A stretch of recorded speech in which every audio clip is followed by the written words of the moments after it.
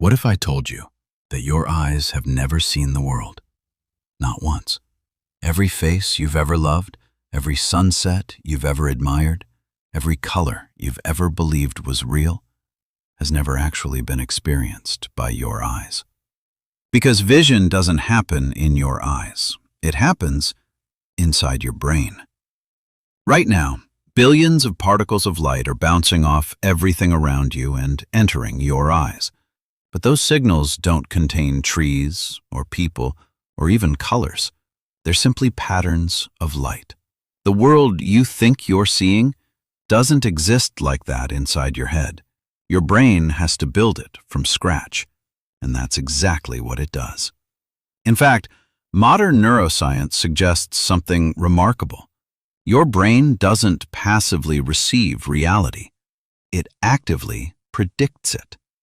Before you're even aware of what you're looking at, your brain has already generated its best prediction of what's out there. Most of the time, that prediction is accurate enough that you never notice. But when it isn't, you don't simply make a mistake. You experience a different reality. Think about an optical illusion. Even after someone explains exactly how it works, your brain often refuses to let go of what it predicted first. Not because your vision is weak, but because your brain trusts its own prediction more than the evidence in front of it. And that's a disturbing thought. Because if your brain can reshape something as simple as a picture, what makes you so certain it hasn't been quietly shaping the person you believe yourself to be? But the story doesn't end with what you see. Because your brain uses the very same system to predict almost everything. Not just objects, not just faces, but people, situations, and even your future. Imagine walking home alone at night. You hear a sudden sound behind you. For a brief moment, your brain doesn't stop to investigate. It predicts something is there. Only afterward does it begin asking what actually made the sound. That same system helped our ancestors respond before danger had time to become obvious. It wasn't designed to make perfect decisions. It was designed to make fast ones. The challenge is, your brain still relies on that same system today, but the world has changed. Most of us aren't escaping predators anymore. We're anticipating possibilities, not because they're real, but because they feel real. A conversation that hasn't happened, a mistake that hasn't been made, a future that hasn't arrived. Have you ever noticed how your heart can race over something that exists only in your imagination? Your breathing changes, your muscles tense, your body prepares itself as though the danger were already here. Not because reality changed, but because your brain predicted that it would. And the more often it repeats the same prediction, the more convincing that prediction becomes. That's why one painful rejection can make the next opportunity feel unsafe. One failure can slowly become, maybe this is who I am. Not because it's true, but because your brain naturally trusts what feels familiar more than what might be possible. Without even realizing it, many of us stop experiencing life as it truly is. We begin experiencing it through expectations, old memories, and invisible fears, which leaves us with something far more unsettling. If your brain has been predicting the world, predicting your future, and filtering every experience through old expectations, how would you ever know where your perception ends and reality begins? Imagine wearing a pair of glasses from the day you were born. Not ordinary glasses, glasses that quietly tinted every single thing you ever experienced. You would grow up believing that the color you see is simply the way the world is. Not because it's true, but because you've never known anything else. Your brain works in a surprisingly similar way. It isn't just processing what's happening around you, it's constantly filtering it, through everything you've lived before. Every disappointment, every success, every fear, every memory. The remarkable thing is, your memories don't remain frozen in time. Each time you remember something, your brain rebuilds that memory.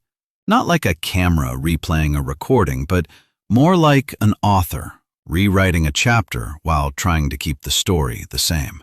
Which means the past you remember today may not be exactly the past you experienced. Now think about what that means. If your memories shape your expectations and your expectations shape your perception, then every new moment is already being colored before it even arrives. Maybe that's why two people can live through the exact same event, yet walk away with two completely different realities. Not because one of them is lying, but because no two minds build the world in exactly the same way. And perhaps the greatest illusion isn't an optical illusion at all. Perhaps it's the quiet belief that the world inside your mind must be identical to the world outside it.